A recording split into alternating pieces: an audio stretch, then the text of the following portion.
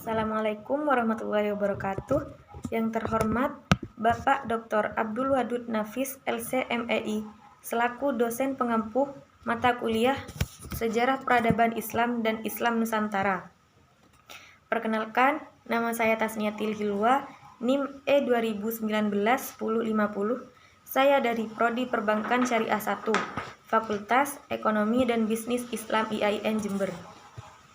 Baik, di sini saya akan mempresentasikan tentang makalah saya yang bertemakan tentang peradaban Islam pada masa Khilafah Rasyidah. Di dalam makalah tersebut terdapat 4 pembahasan.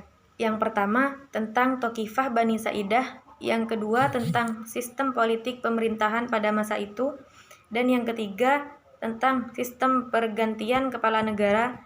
Yang terakhir tentang apa saja sistem politik pada masa pemerintahan Abu Bakar, Umar, dan juga seperti apa akar konflik dan penetapan Mushaf Utsmani pada masa itu. Baik, yang pertama saya akan menjelaskan tentang apa itu Thaqifah Bani Sa'idah. Thaqifah Bani Sa'idah adalah tempat yang menjadi saksi awal terbentuknya Khilafah Rasyidah. Sebelum Nabi Muhammad SAW wafat, beliau tidak pernah berpesan secara khusus mengenai penggantinya. Ketiadaan pesan khusus itulah yang mendorong umat Islam secepatnya mencari pengganti ketika Nabi wafat. Para sahabat berkumpul dan mengadakan pertemuan di Thaqifah Bani Sa'idah untuk bermusyawarah mengenai siapa yang akan menggantikan Nabi Muhammad SAW sebagai pemimpin umat nantinya. Musyawarah di Thaqifah menjadi musyawarah perwakilan kaum Muhajirin dan kaum Ansor. Dan akhirnya setelah melewati perdebatan panjang dan Abu Bakar mencalonkan Umar bin Khattab atau Abu Ubaidah bin Sarah. Namun keduanya sama-sama menolak dan tidak mau untuk dicalonkan.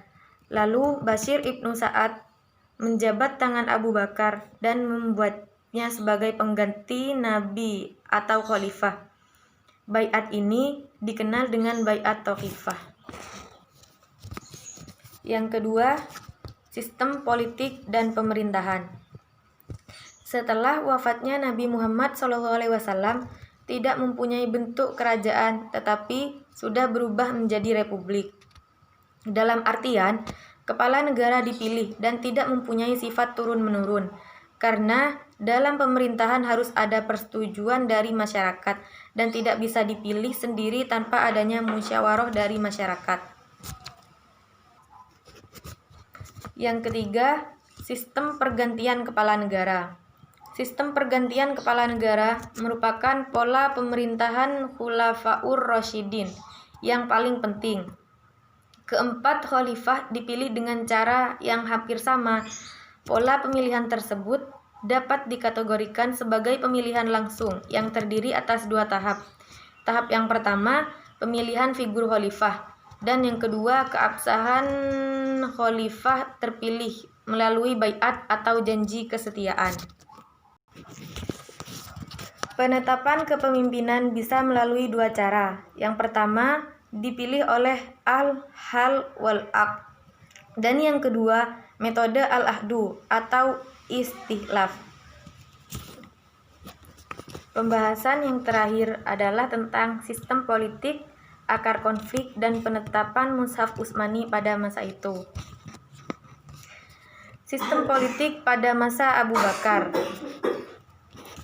Sistem politik pada masa Abu Bakar yaitu sistem politik konsolidasi, sedangkan perilaku politik yang dijalankan adalah melakukan ekspansi. Ada 2 ekspansi. Yang pertama, ekspansi ke wilayah Persia di bawah pimpinan Khalid ibnu Walid. Dan yang kedua, ekspansi ke wilayah Romawi di bawah 4 panglima perang, yaitu Ubaidah, Amr ibnu As, Yazid ibnu Sufyan, dan Surahbil. Sistem politik pada masa Umar bin Khattab. Sistem politik pada masa Umar bin Khattab yaitu sistem politik ekspansi. saya akan menjelaskan sedikit tentang penetapan Mushaf Utsmani. Nah, pada masa itu Khalifah Utsman membentuk sebuah tim yang bertugas menyalin ayat-ayat Al-Quran ke dalam satu mushaf resmi. Dibuat menjadi 4 buah.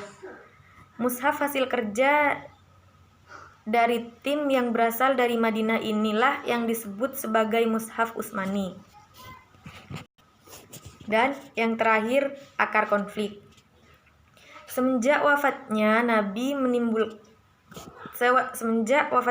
Muhammad menimbulkan kevakuman pemimpin yang hampir tidak mungkin digantikan oleh orang lain. Karena ia bukan hanya seorang pemimpin, tapi juga sebagai nabi. Sekian dari saya, kurang lebihnya mohon maaf. Wassalamualaikum warahmatullahi wabarakatuh.